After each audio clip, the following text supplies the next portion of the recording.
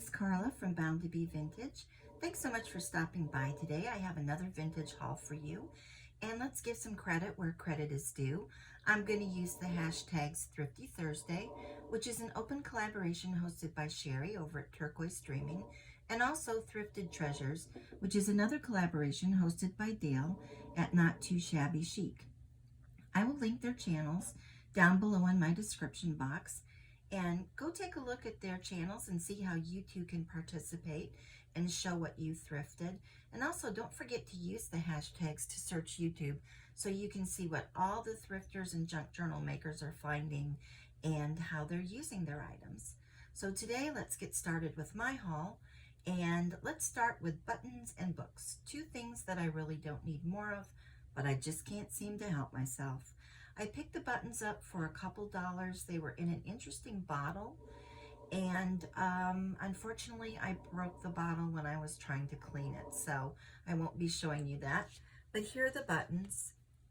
I scored a few more mother of pearl buttons, which are my favorite. This one here with the two holes in it is kind of interesting, the way they're spread out like that. I got some more of these white die cut or molded buttons that have the pretty designs. I like those. They have such a retro feel. Some plain old white buttons, some brown buttons. There's some real rusty ones in here that might just go in the rusted things drawer rather than being stored with the other buttons. And then just a lot of nice colors. I do store my buttons by color. I have 3 large jars or bottles that I store the white ones in, and I sort them by mother of pearl, kind of the plain white ones, and then these molded kind of retro buttons. And then for the colored buttons, I use the little containers that I picked up from Dollar Tree in the party section.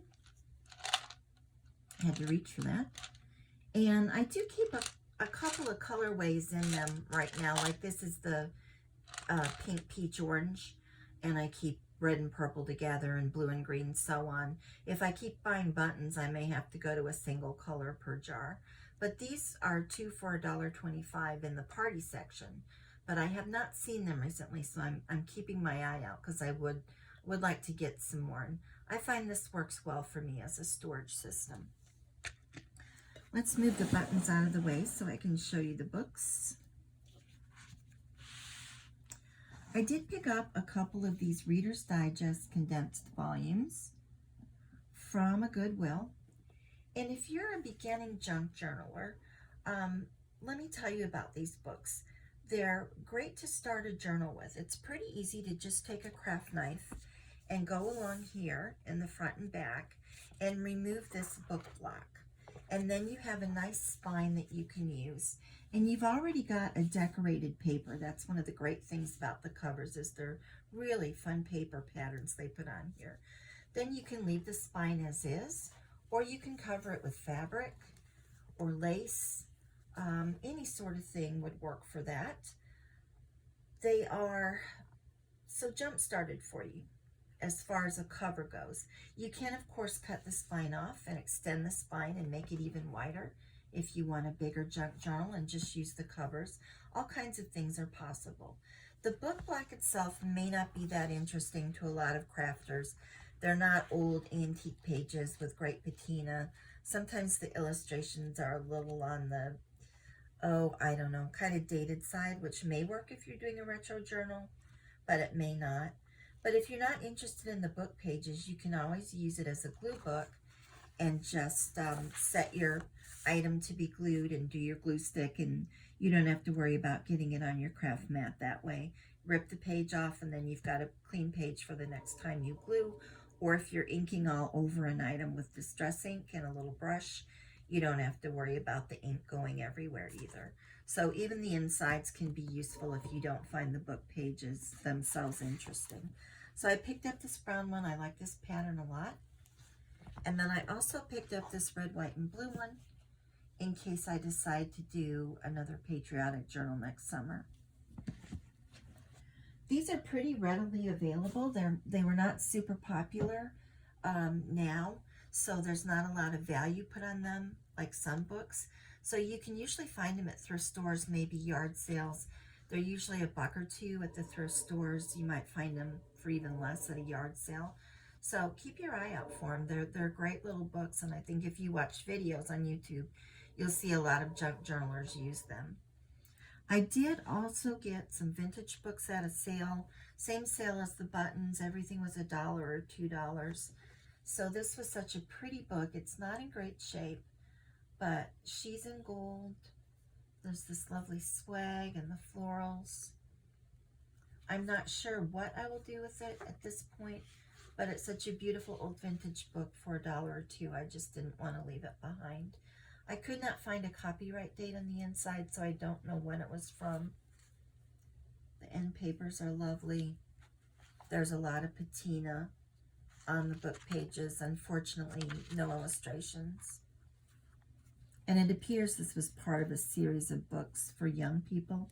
There's a whole list of what's available in the back. So there's that one. Then I picked up this book that says Good Cheer. And this says Christmas 1908 inside. It was from Aunt Martha. And just very pretty. A lot of gold in this one, like those illuminated letters that are very fancy with the gold, and some lovely illustrations of flowers. I would guess that I would probably take this one apart and use the pages like the floral illustrations.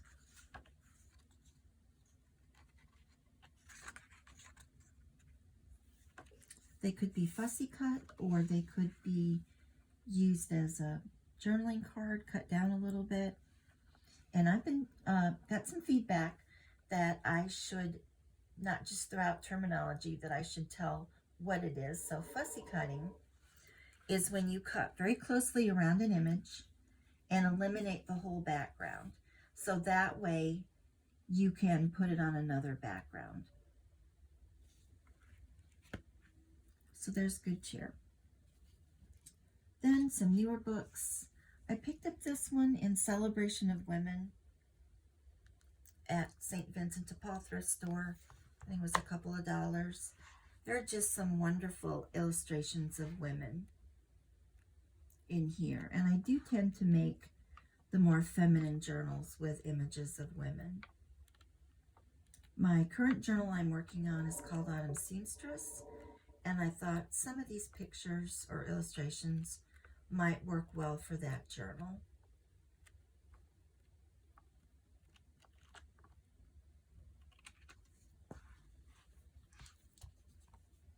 Then another one was also from St. Vincent de Paul's. It's called A Bridal Blessing.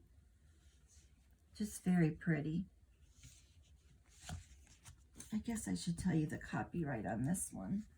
The Celebration of Women by Helen Exley, in case you're interested in that book.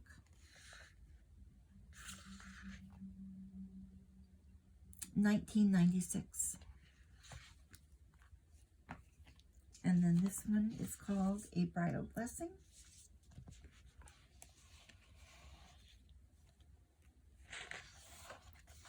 Let's see if I can find a copyright in this one. Get it a little more centered for you. It's kind of a larger book. This one is $19.97. So, a little bit of vintage. Cover's just so lovely. And then some of the pages just have really pretty things too. I don't really have a bridal book planned.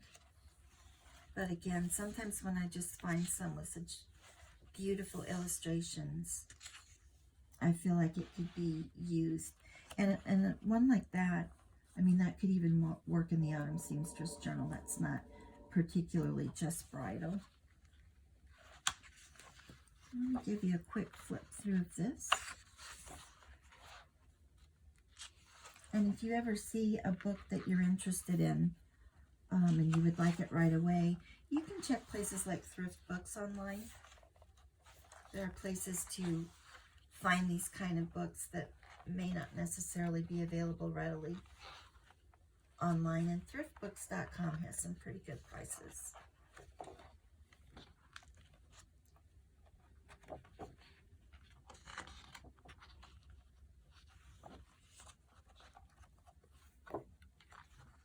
Like I said, there are quite a few things in here that aren't specifically bridal. And there's a bit of gloss, but not too bad on either one of these last two books I've showed you. They're not completely matte, but they're not a real high gloss. A lot of us that like the vintage look don't like high gloss images. They just don't work well with the whole vintage vibe. So those are the books I found. And then I was lucky in the trim department. I found this whole bag at St. Vincent de Paul for 99 cents. It was on clearance. I'm not sure why. So let's take a look at everything that was in there.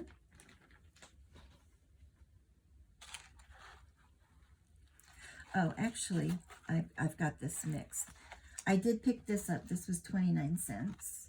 It was not in the bag. I thought this would be good for Christmas journals, just a metallic leaf on green. And then the other thing that was not in the bag is this tulle, and it was also 29 cents. It's one of the finest tools I've ever seen. It's a little bit metallic, and I've seen people make like slides and things where they put this over their image. That makes a really interesting effect. So I grabbed that. And then in the bag itself, we have some little metallic stick-ons, I guess. Little diamond-like crystals. We have a length of some pink gingham.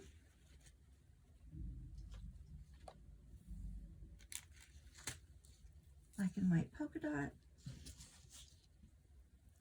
Some blue gingham, but it's got some strange sparkles on the edge.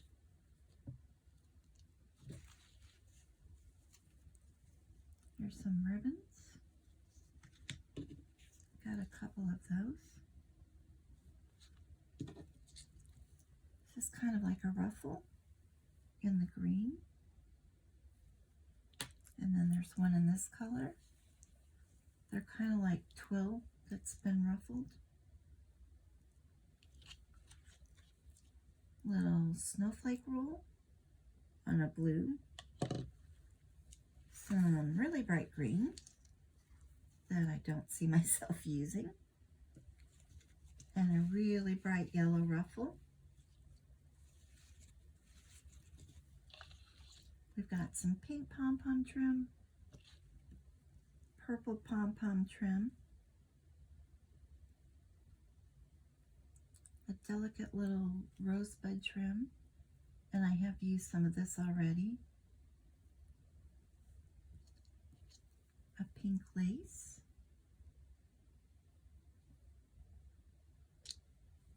some interesting rickrack, a tiny print, a little bag of stars. Those would be good for a shaker card. And then this looks like this is Bo Bunny, a Christmas assortment. You've got some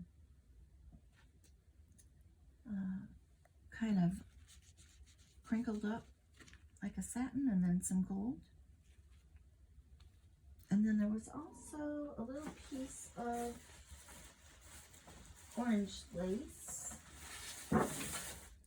which I have pulled already. Sorry, I had to get that to go with some Halloween stuff.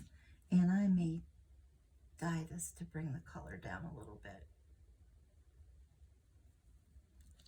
So that was pretty good, I thought, for 99 cents. And then I went to an antique mall and found this bag. And this one was $3, but we have much more vintage items in this one. So again, I'll give you a quick look. We had crochet threads in red, white, and gray. Some tiny yellow rickrack. A rose applique, some large rickrack, and this one looks variegated or tie-dye. Some snaps, hem facing, just the white lace. There's a satin ribbon, some iron-on tape. Some of these things probably won't get used. Some beige hem lace. This is a pretty piece of insertion lace. It's small, but that's vintage. There was this pretty beige lace, soft scallop. Here's some embroidered lace. This reminds me of a collar and cuff that I hauled a couple hauls ago. It's a little on the stiff side, but very pretty, very delicate. Got some pale blue satin ribbon, very, very thin. Some ruffled eyelet. This looks like it came off of a pillowcase. It's a large embroidered piece, quite shiny. I would guess that I might be tempted to tea dye that. Here's a more modern lace. It's very stiff.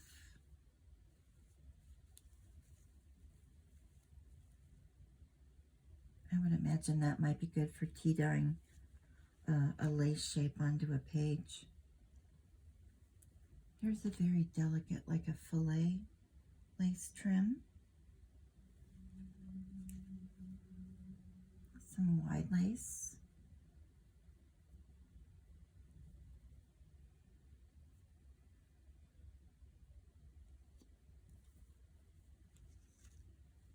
More eyelet.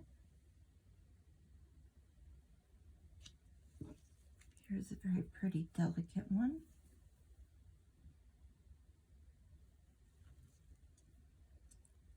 I don't know what this is, some sort of stiff, I guess it's just a sheer ribbon. It's kind of sparkly. And then we've got kind of a pink satin ribbon, almost kind of mauve colored. I've got some blue Velcro. A little piece of delicate lace there. And some small little strip of crochet lace.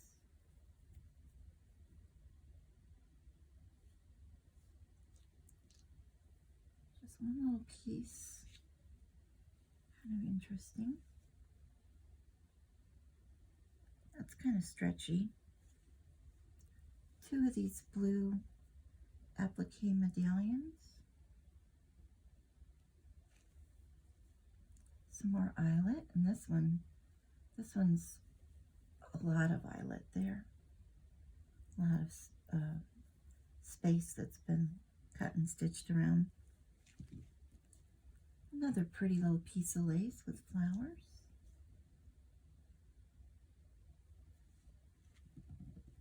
And then adjustable shoulder straps. So I think that was $3. Oh, and there was also this latch hook. I forgot about that. So, and this tiny little ribbon, whatever that is. So, quite a bit of stuff for $3. Then I was at Vinnie's, as I mentioned, and I found this bag of like the flat marbles that I don't really have any use for, but mixed in were these acorns, and I just thought they were pretty, and I want to use them as a dangle on the autumn journal that I'm making. I'm not quite sure how I'm going to do it. I don't think I can drill through them. I think these are acrylic. I don't think they're glass. I think I may have to try to do some sort of ribbon or fiber that goes around here and is glued, and it just dangles from that. I don't know if you have any suggestions. Leave me a suggestion in the comment. But I got the whole bag of all of this for $2.59, and then I think it was discount day for me too. So there's quite a few of the acorns in there. So I'll have dangles for days for autumn journals. Okay, I'm going to pause and clean off my desk and then go on to some really large items.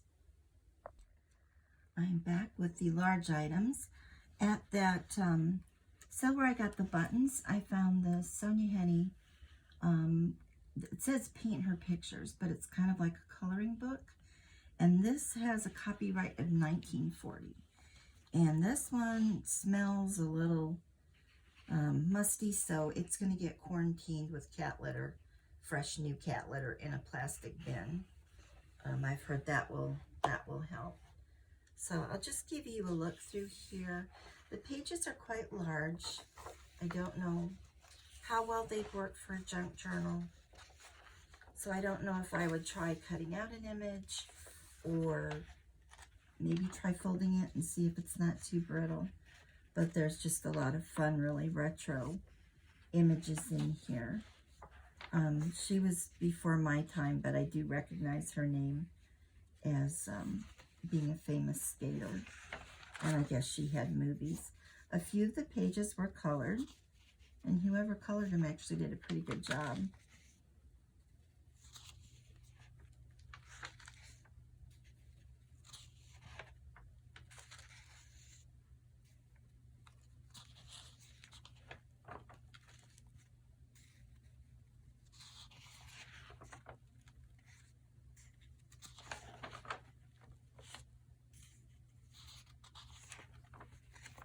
So I think this was a couple dollars, so I thought it was interesting, and some of the images might work for a retro journal or a winter journal. So I did get that. Then at Vinnie's, I found these, they're a poster calendar is what they're calling it. This one was for $19.98. They had a bunch of these, and the two that I picked up were by the same artist, Nikki Schuman. And this one says it's from 1998, so a bit vintage. I had not seen anything like this, but I thought her images were just lovely. So this whole folio flips open, and that in itself is quite nice. And then the pages are inside here, and there's one for each month. They are on very heavy, almost like a cardstock.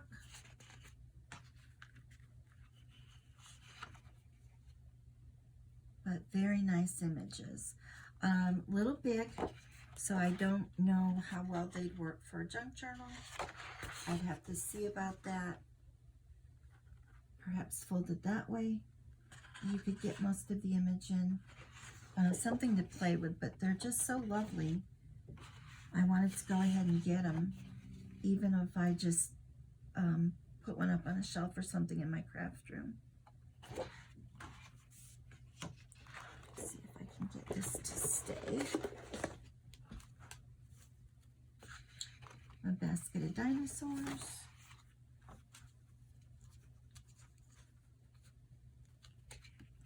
You can see it has the month and the days of the month. A couple of tie-dye t-shirt kits on a trampoline. I just really like some of her images. I tend to like the nature ones more than the people ones. I love this one with the berries. Be good for a fruit or summer journal. The September one is nice. This reminds me of a college campus, that building, for some reason.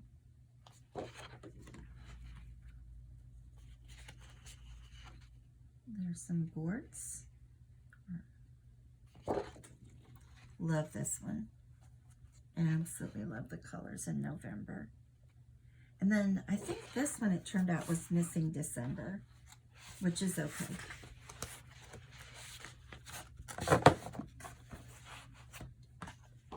You can hear they're quite solid. And then the other one that I got was from 2001. And this is quite nice in the folio, just the bird in the nest of colored pencils. That's great for a creative person.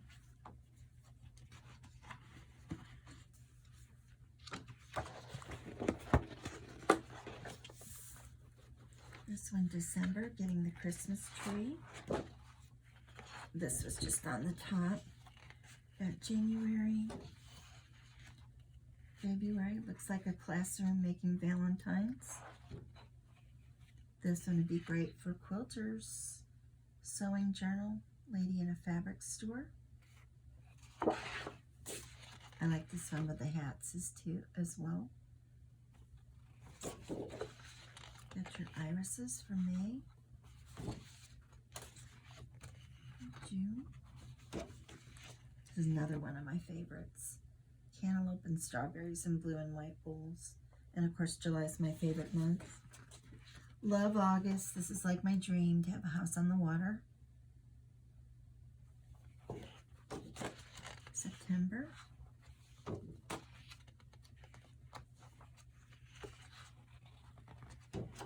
This is a nice one with this bird.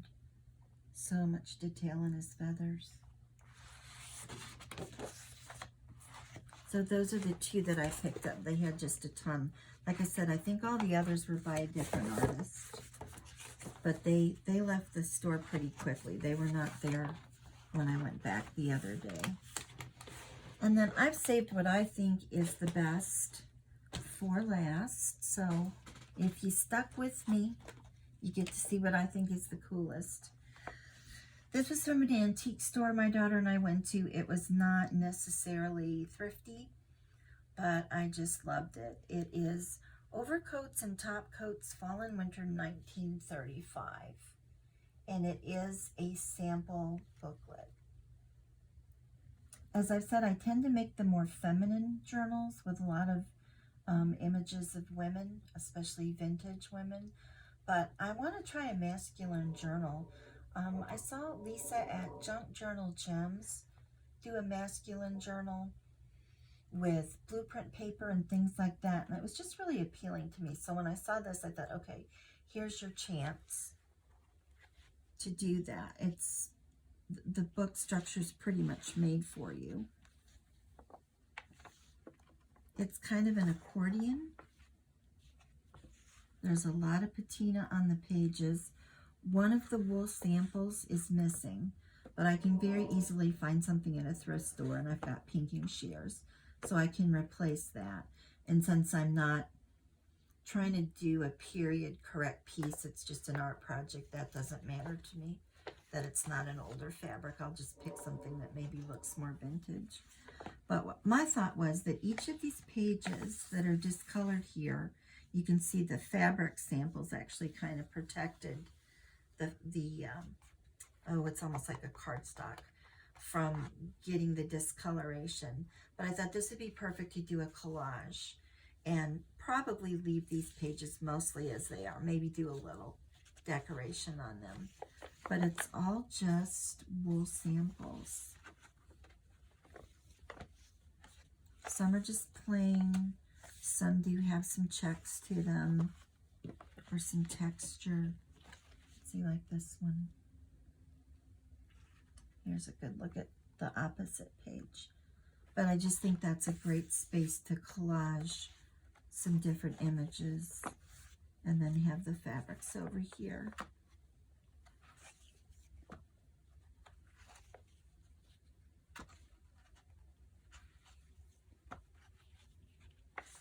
They're all rather dark. I don't think they wore bright colors in 1945, and they all say all wool. I'm kind of surprised with these being wool that they don't have more moth holes in them, but I guess somebody took good care of it. National Tailoring Company. Like I said, it's kind of an accordion structure. And there's the cover again.